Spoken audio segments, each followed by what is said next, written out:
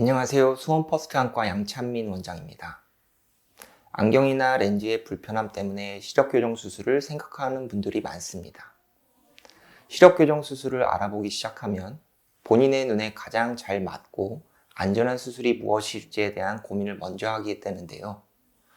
눈이 아주 나쁜 경우 안내렌즈 삽입술이 추천되고, 그 외에는 라식과 라섹 수술을 주로 추천했었습니다.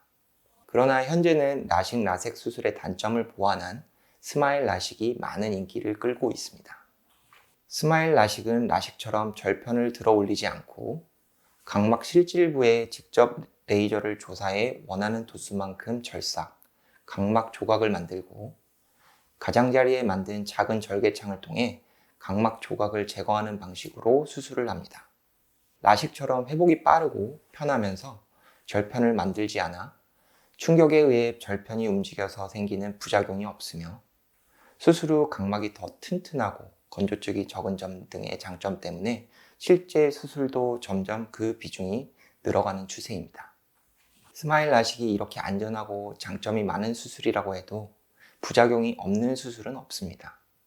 스마일 라식도 각막의 공률을 변형시키는 기본적인 원리는 라식, 라섹 수술과 같아서 건조증, 빗번짐, 근시태행과 같은 부작용이 생길 가능성이 있으며 수술이 안 되는 경우도 있습니다.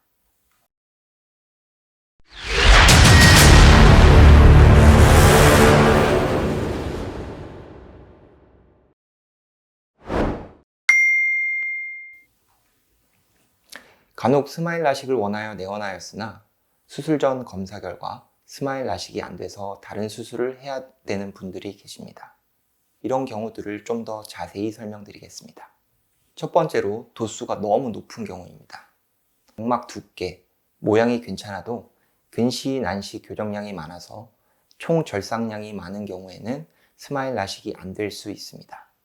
대략 근시와 난시의 합이 마이너스 9에서 마이너스 10디옵터가 넘어가면 수술이 불가능합니다. 두 번째로 도수가 너무 낮은 경우입니다.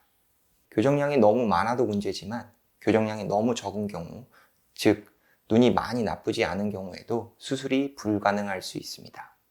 스마일 라식은 레이저로 각막 조각을 만들어 이를 제거해야 하는데, 너무 저도수일 경우 각막 조각의 볼륨이 너무 적어 교정의 정확성이 떨어질 수 있습니다. 세 번째로 원시인 경우입니다. 스마일 라식에서는 원시 교정을 할 수 없습니다.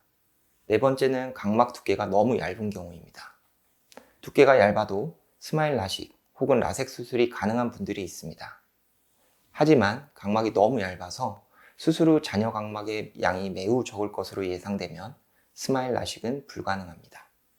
다섯 번째로 각막의 비대칭성 및 각막 후면 돌출이 심한 경우입니다. 이 점은 라식, 라섹에서도 금기사항에 해당하는데, 레이저 시력교정 수술 후 발생할 수 있는 가장 안 좋은 부작용 중 하나인 각막 확장증의 위험성이 있기 때문입니다. 여섯 번째로 각막 혼탁이 있는 경우입니다. 레이저가 투명한 각막을 통과하여 각막 조각을 만들어야 하는데, 각막 혼탁이 있을 경우 레이저가 제대로 통과하지 못해 각막 조각이 제대로 안 만들어질 수 있기 때문입니다. 일곱 번째로 이미 시력교정술을 받은 경우입니다. 이미 레이저 시력교정술을 받은 경우 각막 모양의 변화가 있어 수술이 힘듭니다. 그래서 스마일 수술을 받은 분들이 나중에 근시태행이 발생하여 재교정할 때도 다시 스마일 수술을 하는 것이 아니라 라섹 등으로 교정하게 됩니다. 마지막으로 원추각막 혹은 아벨리노 각막 이상증 등 각막 질환이 있는 경우입니다. 이 경우도 스마일 수술뿐만 아니라 라식, 라섹에서도 금기인데, 이런 눈 질환의 경우는 수술 후 증상이 급격히 심해질 수 있고 심한 경우 실명할 수 있기 때문입니다. 그렇기 때문에 수술 전에 꼭 정밀 검사를 통해서 내 눈의 상태를 정확히 진단하는 것이 필수입니다.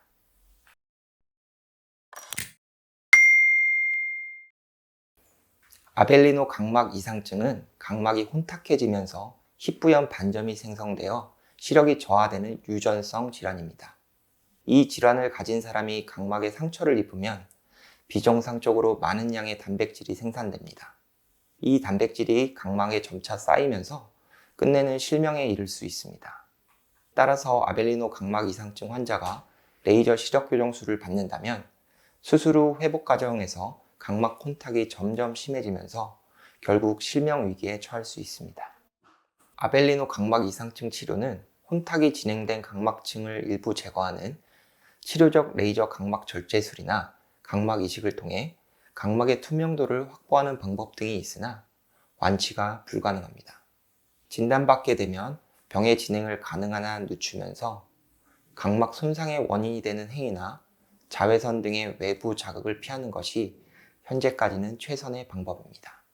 그렇기 때문에 각막에 손상을 주는 렌즈 착용이나 시력 교정술을 받기 전에는 반드시 안과를 방문해 정확한 검사를 진행하고 안과 전문의의 진료를 받는 것이 좋습니다. 각막 이상증의 경우 생활습관 교정 등으로 질환의 진행 속도를 늦출 수 있기 때문에 조기 발견이 중요하고, 가족력이 있는 경우에도 정기검진을 하는 것이 좋습니다. 아벨리노 각막 이상증의 경우 세극등 검사로 대부분 확인할 수 있지만 뚜렷하게 각막 혼탁이 없고 가족력이 있는 경우에는 DNA를 채취하여 돌연변이 유전자를 확인하는 유전자 진단 검사를 통해 질환의 유무를 확인하는 것이 좋습니다.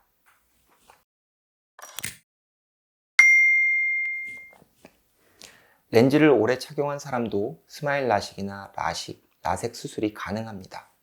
렌즈를 착용해온 기간으로 수술의 가능 여부를 결정하지는 않습니다.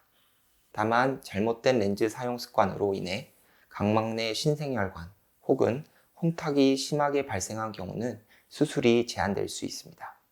그래서 수술 전에는 정확한 검사가 필요하고, 정확한 검사를 위해선 검사 전 렌즈 착용을 중단해야 하는 기간이 있습니다.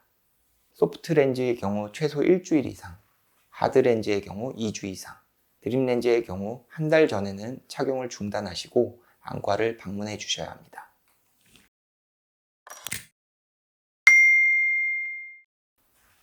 시력 교정술을 하기 전 안과를 선택하기에 앞서 눈 상태나 조건에 따라 부작용이 나타날 수 있다는 사실을 유념해야 하며, 이러한 부작용을 예방하기 위해서는 지속적인 검진과 꼼꼼한 경과 관찰을 진행해 주는 것이 필수입니다. 또한 수술을 집도한 의료진이 직접 눈을 관리해 주는 안과를 선택하는 것이 수술 후 예후나 만족도 측면에서 유리합니다. 또한 시력 교정술을 진행해온 경력이 많고 풍부한 임상 경험을 보유한 의료진인가, 수술 후에도 집도의가 직접 1:1 맞춤 관리를 해주는가 등을 포괄적으로 고려해 안과를 선택한다면 만족스러운 결과로 이어질 수 있습니다. 내용이 유익하셨다면 구독과 좋아요 부탁드립니다. 감사합니다.